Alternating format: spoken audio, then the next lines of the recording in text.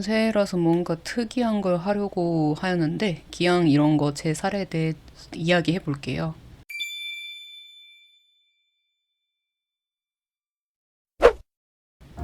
안녕하세요. 꽃갈비의 작업실입니다.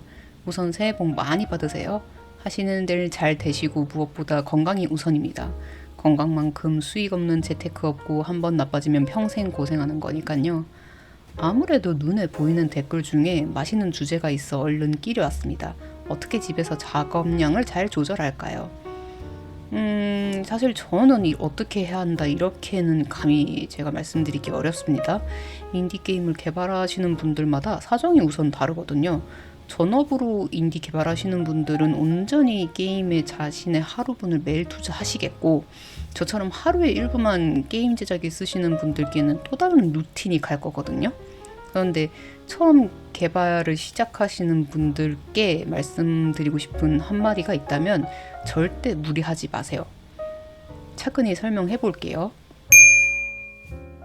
나는 게임 개발이 처음이니까 자신의 일상 루틴으로 이걸 집어넣겠다고 해서 망설일 필요도 없지만, 그렇다고 무작정 나는 매일 5-6시간은 게임 개발에만 오롯이 쓸 거야, 그러다 피폐해집니다. 억지로 넣으면 반발심이 심해질 수도 있고, 그 시간이 무엇을 해보려고 발버둥 쳐서 더 지연될 확률도 높습니다. 게다가 번아웃도 올 수 있어요. 번아웃은 매번 반복적이고 고되고, 특히 이득이 바로 나타나지 않는 업무에 찾아오는데, 게임 개발은 완성 후 출시가 진행되어야 아니다. 출시되어도 몇 달 정도 버그 때문에도 속을 끓이니 소요 시간은 더 길겠네요. 우리가 작업 파이프라인을 고안해내도 그 데드라인은 플러스 3개월에서 6개월이 될 수 있다는 점을 잊지 마세요. 그만큼 게임 개발 시간은 내가 생각한 그 상상 이상이에요. 게임이라는 하나의 시스템을 짜놓는 일이에요. 저 같은 경우는 기대감이 크면 클수록 그만큼 찾아오는 번아웃의 강도가 커지더라고요. 여기서 첫 개발에 힘을 다 쏟아붓지 마세요. 내가 이 작품을 두바이 쫀득 쿠키로 만들 거야 라는 기대감으로 아무리 재료가 좋아도 속재료가 너무 많다거나 마시멜로가 눌려 타거나 먹어보니 쫀득 쿠키가 아니라 쇳덩구리가 빚은 경단 맛이라면요. 솔직히 그렇게까지 갈 이유는 없겠지만, 게임은 두바이 쫀득 쿠키보다 개발하기 어려우니까요. 완벽주의여도 말라 떨어져 나가요. 우리가 그림을 그릴 때 동그라미를 한 번에 둥글게 그릴 수 있지만 보통은 그렇지 못해요. 실패도 해요. 찌그러지기도 하고 제대로 한쪽이 매끄럽게 연결 안 되기도 해요. 첫 게임을 개발한다는 건 이 첫 동그라미를 그리는 일과 같은 거예요. 여러 번 반복해보고 동그라미의 끝을 내야 다음 개발에도 완벽한 동그라미를 그려낼 수 있죠.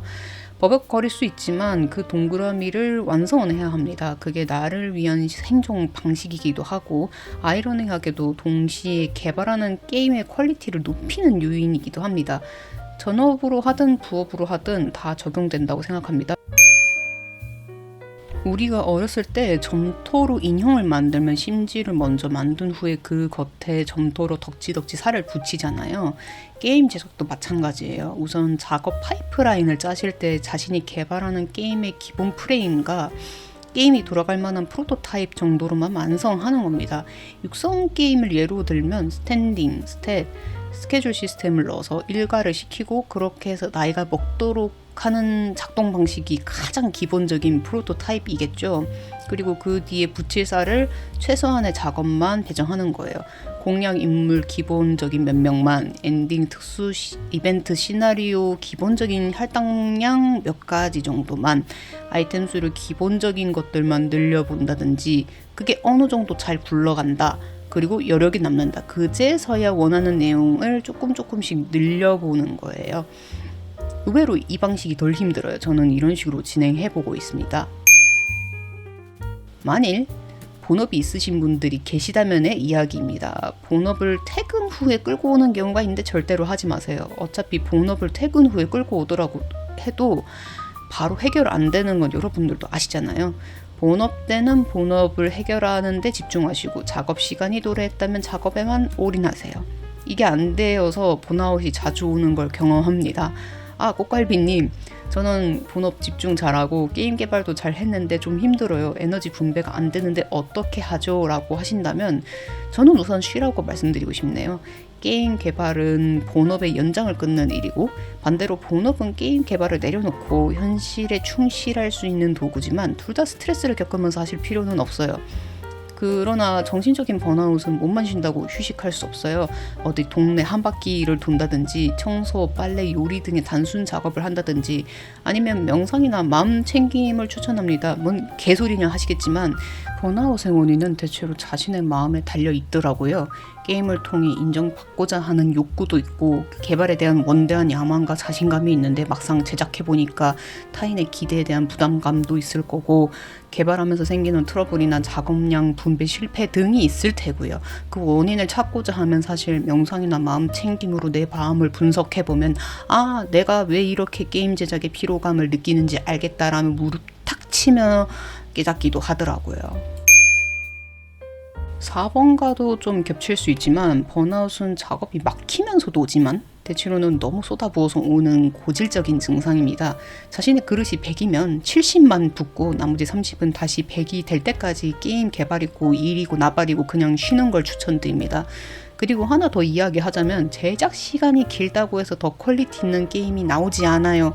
짧은 시간이라고 해서 무조건 게임이 그지 같지도 않아요. 중요한 건 아무리 짧은 개발 시간이라도 무엇을 그 사이에 마무리하였느냐가 중요한 겁니다. 이렇게 해서 게임 개발 시간에 어떻게 내 에너지를 분배해서 사용할 수 있는지 말씀드려봤습니다. 사실 이건 제 사례를 통해 이야기한 거라 많은 분들께 공감이 갈지는 모르겠습니다. 하지만 어떠한 일이든지 간에 너무 자신의 몸과 마음을 불사지르기보다는 효율적으로 자신의 시간을 활용하는 게 더욱 좋지 않을까 생각해 봅니다.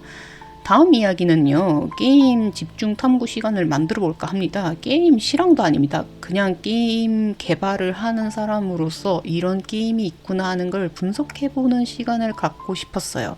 언제나 개발하시는 분, 그런 꿈을 가지시는 분들을 응원합니다. 2026년 새해 다시 한번 복 많이 받으시길 바라며 이상 꽃갈비의 작업실이었습니다.